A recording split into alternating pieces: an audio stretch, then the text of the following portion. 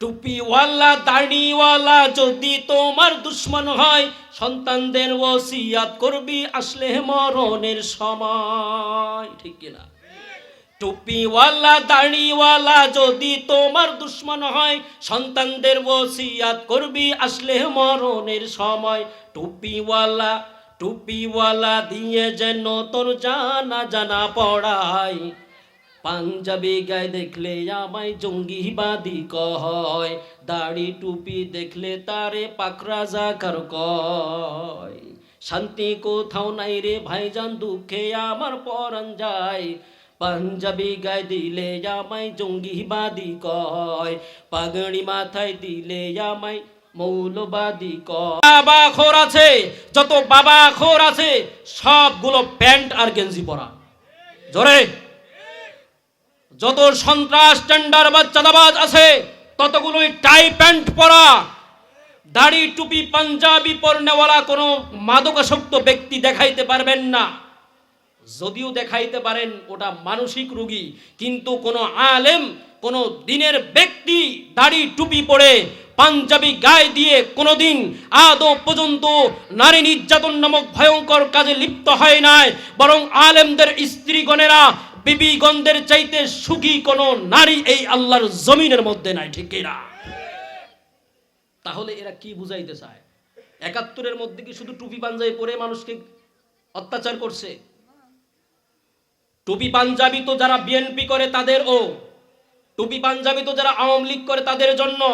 টুপি পাঞ্জাবি কোনো দলের নয়, টুপি পাঞ্জাবি কোনো হেফাজত ইসলামের প্রতীক না, টুপি পাঞ্জাবি জামাত ইসলামের প্রতীক না, টুপি পাঞ্জাবি ইসলামী আন্দোলনের প্রতীক না, টুপি পাঞ্জাবি খেলাফতে মজলিসের প্রতীক না, টুপি পাঞ্জাবি দুনিয়ার কোনো মানুষের নয়। এই দাড়ি আর টুপি স্বয়ং মদিনার নবী রহমাতুল লিল আলামিনের সুন্নাত। ঠিক কিনা? সুতরাং বলে দিতে চাই, দাড়ি টুপি নিয়ে যদি নাট্যমঞ্চ তৈরি করতে হয়, দাড়ি টুপি নিয়ে যদি কোনো ধরনের অশালীন বক্তব্য দিতে হয়, তাহলে তাদের পক্ষেও আমরা স্পষ্ট একটা কথা শোনায় দিতে চাই, দাড়ি টুপির আরেকবার যদি দাড়ি টুপির উপর হাত বাড়াইতে চায়, আমরাও তাদের অস্তিত্বের উপর হাত দিয়ে চূর্ণ বিচূর্ণ করে দেবো। ঠিক কিনা? টুপিওয়ালা দাড়িওয়ালা যদি তোমার দুশ্মন হয়, সন্তানদের ওসিয়াত করবি আসলে মরণের সময়। ঠিক কিনা? টুপিওয়ালা দাড়িওয়ালা যদি তোমার দুশ্মন হয়, সন্তানদের ওসিয়াত করবি আসলে মরণের সময়। টুপিওয়ালা দিয়ে যেন তোর জানা জানা পড়ায়, পাঞ্জাবি গায়ে দেখলে আমায় জঙ্গিবাদী কয়, দাড়ি টুপি দেখলে তারে পাক রাজাকার কয়। শান্তি কোথাও নাই রে ভাইজান, দুঃখে আমার পরাণ যায়, পাঞ্জাবি গায়ে দিলে আমায় জঙ্গিবাদী কয়, পাগড়ি মাথায় দিলে আমায় মৌলবাদী কয়। জন্মের সময় আলেম নিয়া আজানে কামত দিয়া, বিয়ের সময় কবুল বলতে আলেম নীলি খুঁজিয়া। জন্মের সময় আলেম নিয়া আজানে কামত দিয়া, বিয়ের সময় কবুল বলতে আলেম নীলি খুঁজিয়া। তোদের মতো নেমো খারাপ এই দুনিয়ার একটা নাই, পাঞ্জাবি গায়ে দিলে আমায় জঙ্গিবাদী কয়, পাগড়ি মাথায় দিলে আমায় জঙ্গিবাদী কয়। শান্তি কোথাও নাই রে ভাইজান, দুঃখে আমার পরাণ যায়, পাঞ্জাবি গায়ে দিলে আমায় জঙ্গিবাদী কয়। নকল টুপি নকল দাড়ি নকল পোশাক পরিয়া, সন্ত্রাসীরা বোমা মেরে দেয় রে আমায় ফাঁসাইয়া। হয় না? নকল টুপি নকল দাড়ি নকল পোশাক পরিয়া, সন্ত্রাসীরা বোমা মেরে দেয় রে আমায় ফাঁসাইয়া।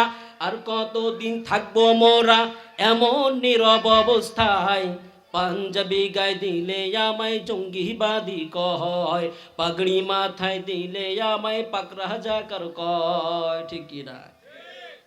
লাগেনি অন্তরে? হ্যাঁ, এটা আবার আমার লেখা। এজন্য যার যেটা হয় হোক, আমার কথা আমার জবান দিয়ে আমি বলবো, এই অধিকার দিয়েছেন কে?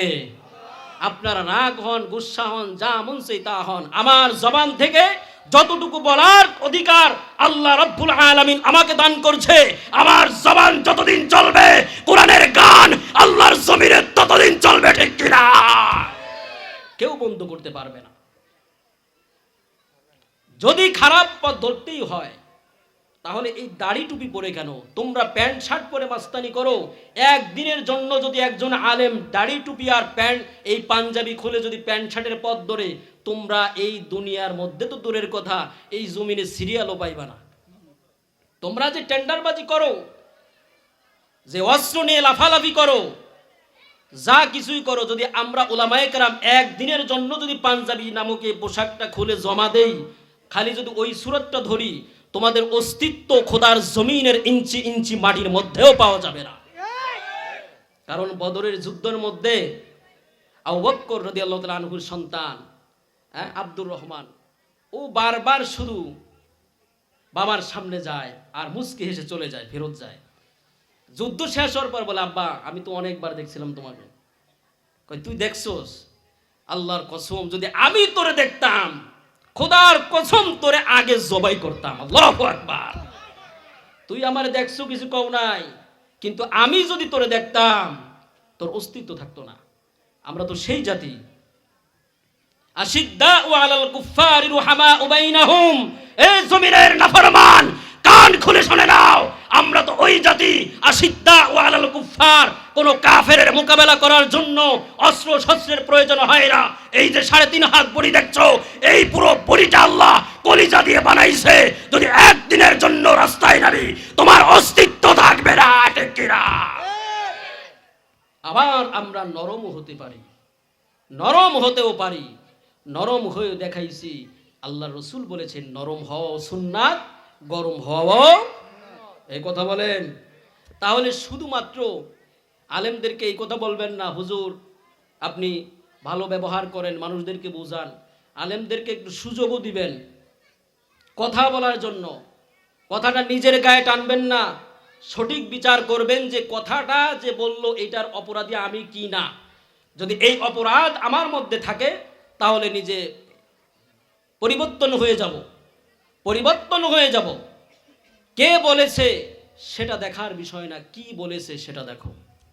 যদি কথাটা কোরআনের সঙ্গে মিলে যায়, সে যদি হাবশি গোলামও হয়, তবু ওইটা আমার জন্য কল্যাণ। আর আমার এমন এক বাবা বলেছে, এমন এক দাদা বাবু বলেছে, যেই কথার মধ্যে কল্যাণ নাই, অন্ধবিশ্বাস করে তার কথা মেনে নিলাম, আর আমার জীবনটা ছারখার হয়ে গেল।